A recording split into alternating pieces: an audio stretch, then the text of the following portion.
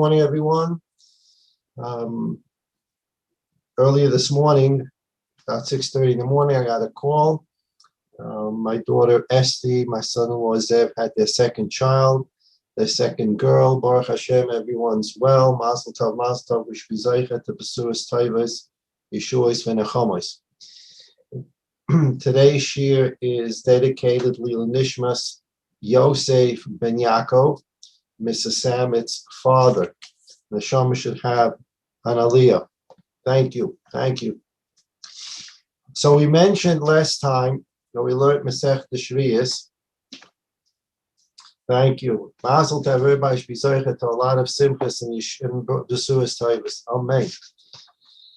We're learning Perek Vav, and there's a topic that came up, and it's come up several times. And that is the subject of Shiur, the mitzvah of Shiur, taking Shemitah fruit out of your house on the expiration date. Now, let's forget about, for the time being, when the expiration date is. Different fruits have different expiration dates. But we're going to be using Rav Ramon's Sefer. I hope that either you had it or you purchased it. Thank you. If you had it or you purchased it, because we're now going to go into the halachas of Shiur. And the second thing we learned about, particularly in Perek Vav, is the prohibition of taking Shemitah produce out of Eretz Yisrael. And that raises many shilas about export, etc. First, let's go, and these are two subjects we're going to see in Rav Ramon's Sefer today. I don't know if we'll be able to complete the whole halacha system of Shiur and taking Shemitah fruit out of Eretz Yisrael, but we'll certainly begin. For those who have the Sefer, that's terrific. If you don't yet have the Sefer, I strongly urge you and suggest that you buy the Sefer. It comes in Hebrew and it comes in English. Of course, in English, it's called Shemitah by Rav Ramon. It's a detailed explanation with pictures, diagrams, and charts to make the halachas simple or simplify them. The halacha of Shiur begins, as we've mentioned before, with a pasuk in Parshas Bahar. If you're learning Maseches Shviis and the laws of Shemitah, there's one thing that you cannot forget, and that is someone asks you, oh, you're learning Maseches Shviis and you're learning the laws of Shemitah. Where does the Torah talk about Shemitah? So the major source for Shemitah is Parshas Bahar. At the end of Sefer Vayikra, Parshas Bahar, the first mitzvah in that parsha is the mitzvah of Shemitah. And the Torah there says in Vayikra Perek Chavhei Posek Zayin, after the Torah tells us the work you can't do in your field during the 7th year, and it says that the land shall celebrate a Sabbath year, and everyone basically can eat it. The field doesn't belong to you in the 7th year. It's God's field, and God has welcomed and invites all Jewish people into the field to eat from the produce of Shemitah. Again, I'm going to say this at the beginning of this year. We are talking about produce of Shemitah, not produce that's picked in the 7th year. There's produce that's picked in the 7th year that is 6th year produce. It came to the state. You have a pomegranate that came to the state of halachic blossoming, chanata. At that point, it's designated 6th year pomegranate, irrespective of the fact that you may leave it on the tree, which you probably will, because halachic blossoming, halachic chanata, is not yet full ripening. So in the 6th year, you may see pomegranates at a state of halachic ripening or halachic blossoming, and you may pick them in the seventh year, but those are not seventh year pomegranates. They are sixth year pomegranates. Seventh year pomegranate, seventh year produce is that produce which came to the state of halachic blossoming during the seventh year. Now that tosses us into the eighth year, because the pomegranate may have come to halachic blossoming in the seventh year, but you're not going to pick it till the eighth year. Again, it is irrelevant that you're picking it in the eighth year, because that is Shemitah produce, because it halachically blossomed in the seventh year. So you can have a pomegranate that's picked off the tree in the seventh year. It's not a Shemitah pomegranate, because it halachically blossomed in the sixth year. So what you're picking in the seventh year may not be a Shviis, a seventh year pomegranate. On the other hand, you may pick a pomegranate in the eighth year, the Motzoi Shviis, and that pomegranate is actually a seventh year pomegranate, because it halachically blossomed in the seventh year. The fact that it was picked in the eighth year is irrelevant to the halachic status. It is a Shemitah pomegranate and has the sanctity of a Shemitah pomegranate. So we're talking about the produce of Shemitah, which means it's either blossomed halachically in the seventh year and picked in the seventh year, or blossomed halachically in the seventh year and got picked in the eighth year. Either of those cases, it's going to be Shemitah produce. Such Shemitah produce does not belong to the owner of the field. The Ribono Shel Olam, for our purposes right now, the Ribono Shel Olam declared all the fields in Eretz Yisrael to be ownerless. And as we mentioned earlier in the Masechta, which is discussion we'll have at some time in the future, B'li Neder, how does Shemitah produce become ownerless? Is it an act of God who declares the fruit ownerless? Or is there something the owner of the field has to do to make it ownerless? We're not going to go into that discussion today.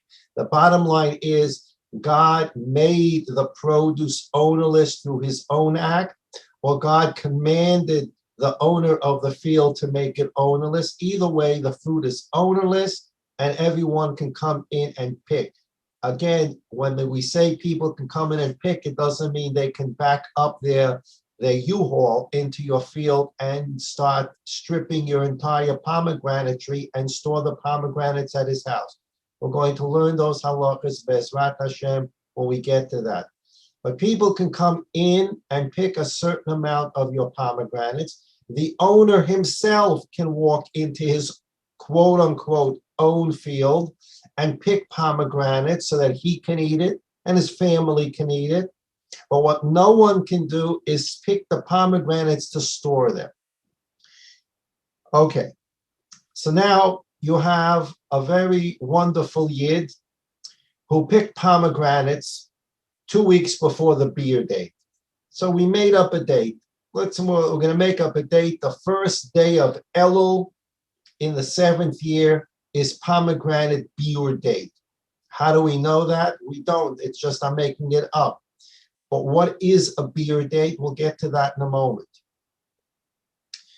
On the first, let's say 2 or 3 weeks, or maybe before the first day of Elul in the Shemitah year, in the seventh year, a finer Yid went into a field, saw pomegranates on the tree, and picked an amount of pomegranates that's perfectly legal and okay to pick.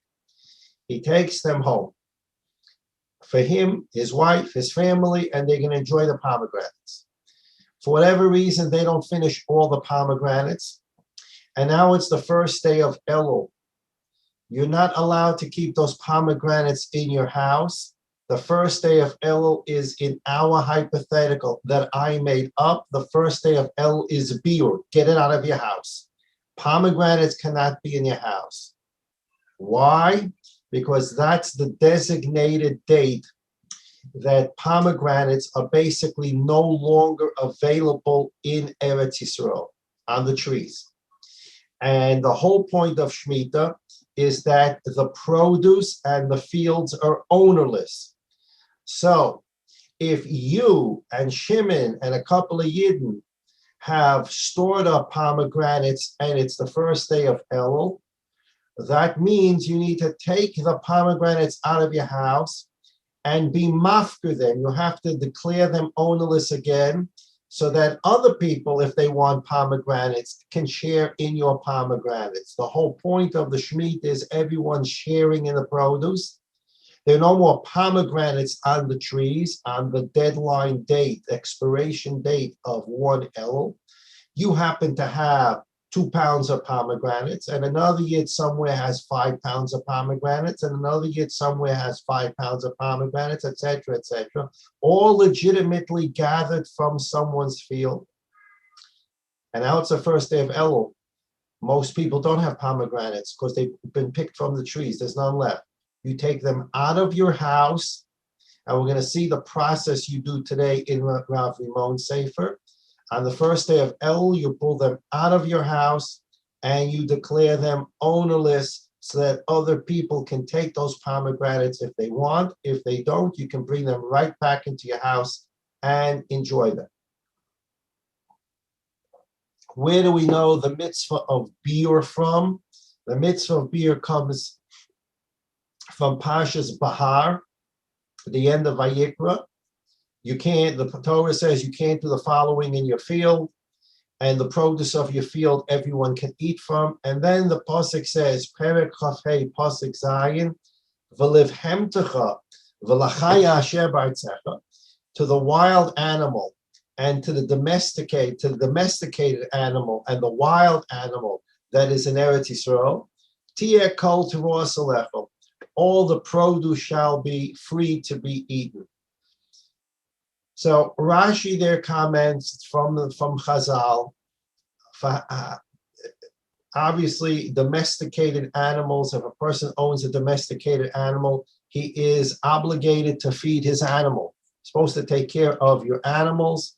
In fact, the Gemara in Brachas teaches us that in terms of eating, if you haven't fed your animals yet, your animals get fed before you feed yourself. So domesticated animals are to be fed by the owners. We don't, however, go out and feed wild beasts that are running around in the forest. Nor is there a requirement that a Jew go into the forest to feed the raccoons or feed anything. They're able to take care of themselves, and that's how the Ribbono Shalom set up the world. We don't go into the forest and are not required to do so to feed wild beasts. But we are required to take care of and feed our domesticated animals. So Chazal had a question on this pasuk. It says, the domesticated animals eat, the wild animals eat, and Chazal didn't understand the addition of the word chaya, the wild animal. I am required to feed my domesticated animal. And if the Torah says my domesticated animal can, under certain conditions, eat from the produce of Shemitah, and the wild beast can eat under certain circumstances from the produce of Shemitah, why does the Torah say both words? I'm not required to feed the wild animal, but the Torah nevertheless said that the wild animal that you're not required to feed can, under certain circumstances, eat Shemitah produce. If a wild beast who I'm not required to feed is permitted under certain circumstances to eat Shemitah produce, certainly a domesticated animal, which I'm required to feed under the same circumstances, can eat Shemitah produce. So why does the Torah say both words, the domesticated animal, the wild beast? Once the Torah said the wild beast that you're not required to feed can eat from Shemitah produce under the proper circumstances, certainly I know that the domesticated animal that I'm required to feed is allowed to eat from Shemitah produce under those circumstances. So Chazal learned out from this pasuk, they used the following words.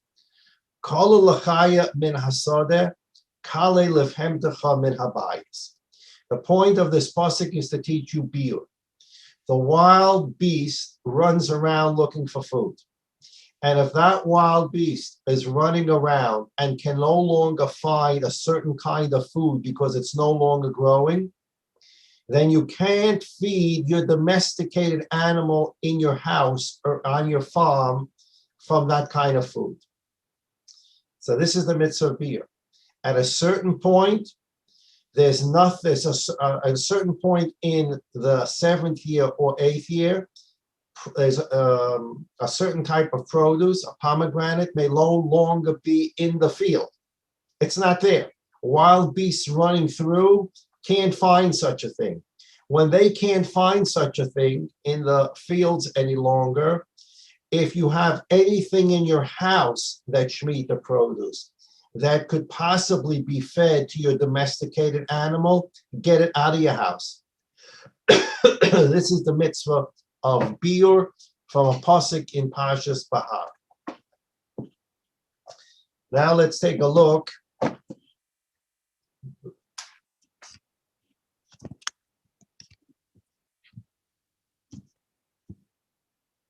Let's take a look at page 79 in Rav Ramon's Sefer. The early part of the Sefer, which begins on page 42, page 42 begins the summary of all the laws of Shemitah. So if you want to learn the laws of Shemitah in summary, you can start reading on page 42, and he has a wonderful summary. The summary of the halachas of biur on page 79. And we'll start, we're going to start with the summary. Page 79. What is biur? Page 79, Rav Rimon explains as follows. Biur, removal of Shemitah produce. Once produce of a particular species is no longer found in the field, the produce of that species in one house is subject to the mitzvah of biur removal. The biur tables appended to this volume indicate when biur must be performed with respect to each type of fruit and vegetables. This particular copy of Rav Ramon's Sefer, unless you have a more recent version, was printed in 5774, which was the last time that we were preparing for Shemitah. So he wrote this Sefer in preparation for the last Shemitah, and in the back of the Sefer, there was a calendar of biur for fruits and vegetables for that Shemitah of 7 years ago, or 6 years ago. That calendar has now been updated and we don't have it yet, for the coming Shemitah.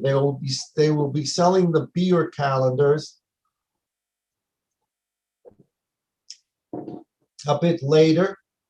It may be that they're starting to sell them at this point, I don't know. But the biur calendar that's referenced on page 79 that he says is an appendix to the Sefer is no longer in the back of the Sefer because it's from last Shemitah. So let's continue on page 79. Once the time of biur arrives, towards the end of the Shemitah year or even the 8th year, you can't have biur at the beginning of the 7th year. What are you removing from your house? Shemitah produce. Shemitah produce again means that it halachically blossomed in the 7th year. No fruit halachically blossoms in the 7th year at the beginning of Shemitah. That's 6th year fruit. So the biur issue is for fruits that blossomed in the 7th year, and you're going to now pick them at the end of the 7th year or in the 8th year, and those are Shemitah fruits. One must declare the produce that is in one's house ownerless in the presence of 3 people. You have to have 3 people and say, I hereby give up my ownership of these fruits. You say it in front of 3 people, and then those 3 people, if they want, can take some of it. If they don't want to, you can take it right back into your house. This is just a summary. It is preferable that one actually remove the produce from one's house, or at least outside one's front door. In other words, you shouldn't bring 3 people into your house and say, these pomegranates are now ownerless, because they're still in your house, and your house is your domain. And it's difficult halachically to declare something ownerless while it's still in your domain. So the best thing to do is to remove it from your house, or at least take it outside your front door into the hallway of a building. After declaring the produce ownerless, one may reacquire it. So once you do the act of biur, I declare these fruits ownerless, anyone can take it. They don't want to, you can take it right back into your house. If the time for biur is in doubt, one should not reacquire the produce during the period in question. Let's say you don't know when the biur time for pomegranates is. You know it's about the first day of Elul. It may be a couple of days before Elul, a couple of days after the first day of Elul. You're not exactly sure when the biur is. So what you should do is, you do the mitzvah of biur at the earliest point. In other words, let's say you think the mitzvah of biur is at the end of Av. It's about 27 Av. So you do the mitzvah of biur on 27 Av, and you're not sure if it's 27 Av, 28, 29, 30, first day Elul, second day Elul. So between 27 Av and the second day Elul, the 27th day of Av, you declare it ownerless, and it is permissible, however, to bring the produce back into one's house and then reacquire the produce as needed. So on the 27th day of Av, which would be the earliest point of the pomegranate biur in our hypothetical, you get 3 people, you declare it ownerless, you bring it back into your house, and then you use it as you need it. And we're going to see these halachas in greater depth now. Now you can see on page 79, we've just read the summary of the halachas of biur. At the end of the paragraph, there's brackets, and in the bracket it says 552. That tells you go to page 552, and on page 552 of the Sefer, you're going to have the laws of biur in depth. So let's move to page 552.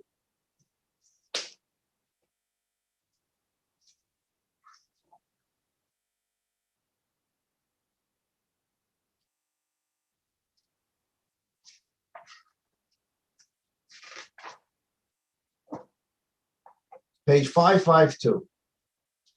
So the first page quotes the pasuk that we read about the wild beasts and domesticated animals from Vayikra, and it explains through the Chazal what the mitzvah of biur is, and we've done that.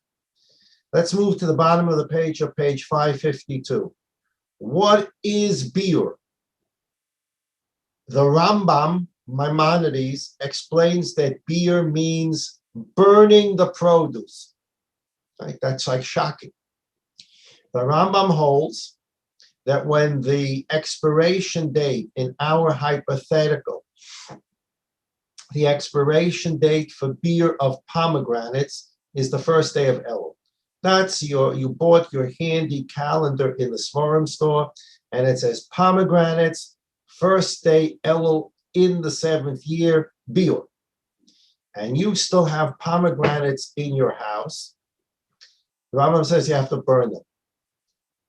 And you sort of want to guess, what do you mean burn them? They have the sanctity of Shviis. They're holy fruits. Take a look in a moment in the Rambam to understand why the Rambam holds that biur means to burn it. If you haven't eaten it by then, burn it. And of course, this brings to mind, as we get close to Pesach, biur chametz, burn the chametz, which we're not going to be able We're not going to be able to do this here, so we have a whole set of different halachas about how to get rid of chametz on Shabbos this year, Erev Pesach being Shabbos morning, Shabbos. So the Rambam says, once the expiration date comes, you have pomegranates in your house, burn them. Tosfot and Ramban, Nachmanides, and most Rishonim understand that beer means renouncing ownership of the produce by declaring it ownerless. That's what we spoke about a few minutes ago. And that's the shita that we abide by. We do not burn beer fruit of Shemitah, which is the Rambam, Maimonides shita. We do not do that.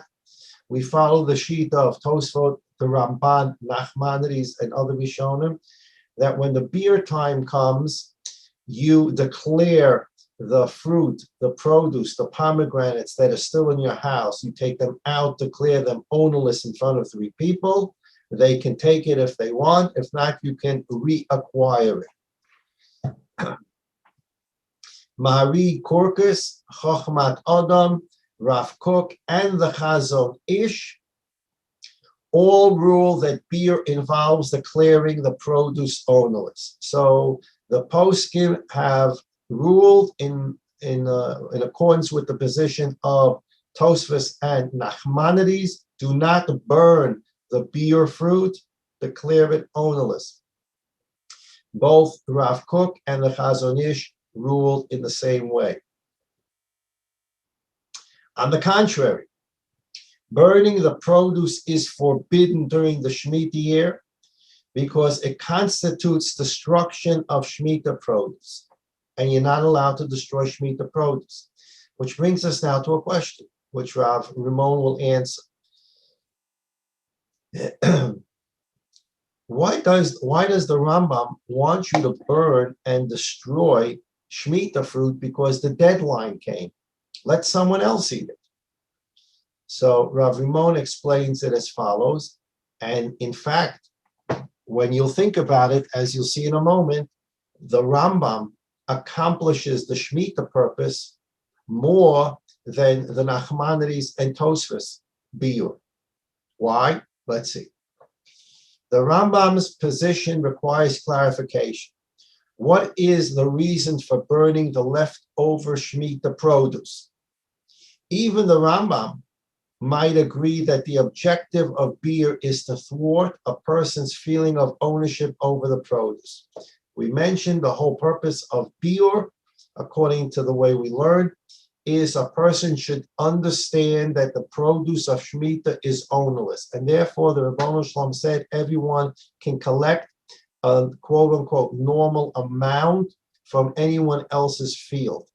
If, however, the fields are empty and you still have Shemitah pomegranates in your house, then you declare it ownerless, so that again, everyone can share in it. The whole point of the Shemitah is it's ownerless and everyone shares in it.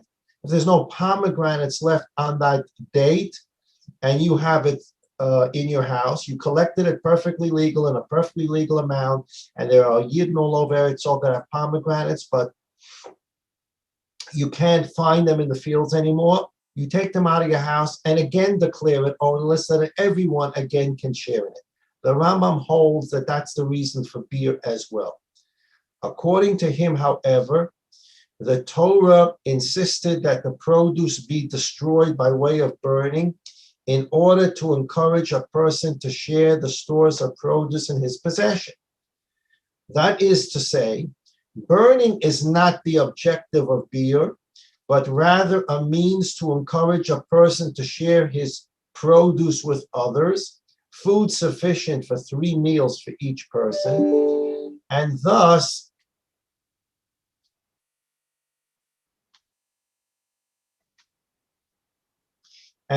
to internalize the idea that he enjoys no more title to the produce than any other person does. What the Rambam is doing, according to Yeshita, is he's saying the following. Look, on the first day of Elul, in our hypothetical, is the expiration date for pomegranates being in your possession. And the Rambam says, if they're in your possession, burn them. So what will a good Yid do? He'll say, listen, I have 3-4 pounds of pomegranates in my house, and tomorrow is the first day of Elul. Or he may say it a week before the first day of Elul. He looks at the pomegranates at his house, and he says, be your pomegranates in a couple of days. I'm going to have to burn it. What will this person do? He doesn't want to burn it. Good to eat. Doesn't want to burn Shemitah fruit. He knows he's not going to consume it.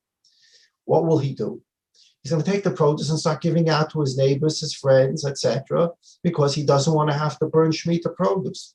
So through making the rule, burn it if you don't render it ownerless, the Rambam has basically created a situation in which you will start giving it away so that you don't have to burn it. So the Rambam is accomplishing the very reason of the beer, because if you don't give it away, you're going to end up burning it. No one wants to burn Peirush Shemitah. So it's going to be a way to people give away their Shemitah fruit before the deadline comes. The Rambam is accomplishing a great purpose for the beer. Now let's think about Nachmanides and Tosfos and the other Rishonim. And that's the halacha we follow. And people did this last Shemitah. I remember it the Shemitah before. Last Shemitah, people came down in the hallways of the building. They had Shemitah wine. They had other things. And we got 3 people together. And on the deadline dates, people were being mafkir. Okay. There's a person in the building that had several bottles of wine that was made from Shemitah grapes. Again, doesn't mean the grapes were picked in the 7th year, because grapes picked in the 7th year may still be 6th year grapes. We're talking about grapes that were picked that came halachically blossom in the 7th year. You pick them in the 8th year, you make wine out of it, and now you have Shemitah wine, and it's the 8th year. And in the 8th year, there's a Shemitah beer deadline for wine, which we may see today. The Shemitah deadline for wine is Pesach. Generally speaking, wine that's made out of Shemitah grapes and grapes that are picked, that are Shemitah grapes, which means they're picked at the end of the 7th year or beginning of the 8th year. You press them into wine. You can enjoy the wine. If you still have bottles of Shemitah wine and Pesach comes, right before Pesach, you need to do the mitzvah of beer, the 8th year, Pesach, right before Pesach of the 8th year, right, 2 years from this Pesach. This Pesach is the 6th year Pesach. Next year, Bolein L'Tei will be the 7th year Pesach. And 2 years from this Pesach will be the 8th year of the cycle Pesach. In that 8th year, you take the bottles of wine out before Pesach, and you do the hefker in front of 3 people, and people did it in this building. And then what they did was they said, anybody want a bottle of wine? Basically, as I recall, nobody took a bottle of wine, and the person who had the wine took it back into his apartment. Perfectly legitimate. But now think about it. Who is really accomplishing the objective of biur? If the objective is biur is to spread it around and share it with everyone, so long as you keep it in your house, you have to burn it. According to the Rambam, you must give it out before the biur day. Otherwise, you're going to burn it. So if the purpose of the biur is to once again make the produce ownerless and make sure that everybody's sharing, the Rambam is going to make sure you're going to share it, because otherwise you're going to burn it. On the other hand, according to the Shita of the Ramban, Nachmanides, Tosfos, and the way we paskin, Mavkuk, and the Chazon Ish, that you don't burn anything. On the expiration date or before the expiration date, you mavire it from your house, out. And you're in front of 3 people, say, anyone that wants can take it. no one takes it, you bring it right back into your house. What does that look like? It's some kind of procedural trick. Anybody want it? No, back into my house. So has biur, the purpose of biur, actually been accomplished? It appears not. And this is the note that Rav Rimon has. It's in blue on the right side of page 553. In line with the dominant position amongst the Rishonim, the common practice today is to declare the produce ownerless and then immediately return the produce to one's house. Thus, biur has been reduced to a formal act that does not internalize the feeling of a lack of ownership.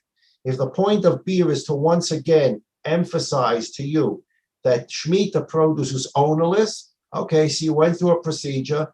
3 people, please gather around. Anybody want some of the pomegranates? Anybody want some of the wine? All right, Zayigazut, and you bring it back into your house. It's just a formality the way it's done today, but that's how the Chazon Ish, Rav Kook, and the majority of Poskim rule. That's what you do. You do not burn. According to the Rambam, however, since a person will otherwise have to burn the produce remaining in his possession of the biur, he will in practice distribute the produce to other people. So the Rambam, when we started this synopsis here on page 592, and we read that the Rambam holds that the biur means burn the fruit, we were gasping. What do you mean? You're going to burn Shemitah fruit? The purpose is not to burn the Shemitah fruit. The Rambam actually is creating a situation in which you're going to actually do the mitzvah biur. If you don't do it, you're going to burn it. Nobody wants to burn. What's the point of burning fruit? What's the point stam? What are you going to waste it for? Stam because you don't want someone else to have it, so you're going to rather burn it? A good yid, he knows that the deadline is coming. He's not going to be able to eat all this. And so what does he do? Rather than burn it, he gives it out. So he understands that the produce is truly ownless. He has to give it away. The mitzvah of biur and Shemitah has been accomplished according to the Rambam. But we don't paskin like the Rambam. We paskin like the Ramban, Nachmanides, and the Tosfos, that the biur means at the expiration date, take it out of your house, get 3 people, declare it ownerless, and then you can reacquire it, bring it back into your house. So it appears to be no more than a formality, but that's what the halacha requires. We'll stop here for today. We'll pick up with this. We have now a basic understanding of biur. Rambam, Maimonides' biur is to burn the fruit if you haven't consumed it by the deadline, or give it out. Nachmanides and the Tosfos, as paskin by Rav Kook and Chazon Ish, they say we don't burn anything. Biur means to declare it ownerless, take it out of your house in front of 3 people, be mafker it. If they don't want to take any of it, you can take it right back into your house. So those are the 2 shittas of biur. Now, there are all kinds of shilas of the biur in and of itself, which will continue Bli Neder on Sunday at page 553. And again, we don't have the biur calendar for the upcoming Shemitah as yet, but there are general biur deadlines. In fact, let's take a look. We're going to come back to page 553 on Sunday, but let's take a look at page 554. In the middle of the page, we get some basic calendar rules. When does biur take place? Each species of produce has its own time of biur. That is the time that such produce is no longer in the field. But how do I know when such produce is no longer in the field? When do I know when pomegranates are no longer in the field? When do I know when dates are no longer in the field? When do I know when figs are no longer in the field? When do I know when olives are no longer in the field? So everybody, Bezrat Hashem, is going to have a biur calendar, but the Gemara does give us some basic rules. The Gemara in Psachim on 53a, Nun Gimel Amud Aleph, writes that the time of beer for figs is Hanukkah. So the 8th year Hanukkah, not the 7th year Hanukkah, not Shemitah, not Hanukkah of Shemitah, because Hanukkah of Shemitah, the figs are not 7th year figs. If you're going to pick figs early in the 7th year, and Hanukkah is still early in the 7th year, those figs must have halachically blossomed in the 6th year. So those are not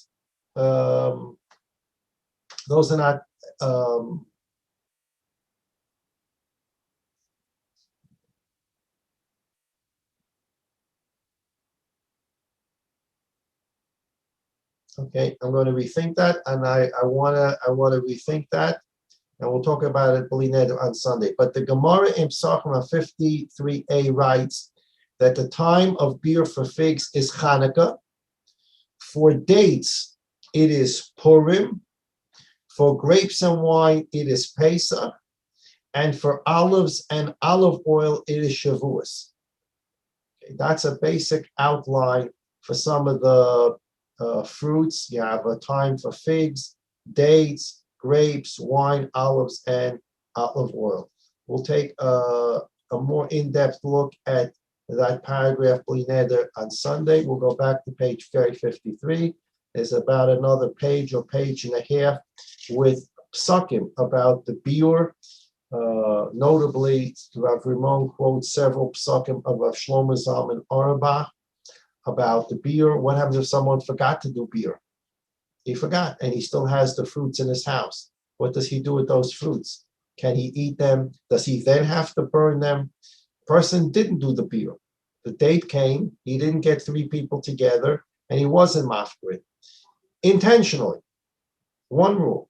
Or the date of beer came and he forgot, unintentionally he forgot to do the beer, and now he remembers he didn't do beer. Can he still eat those fruits?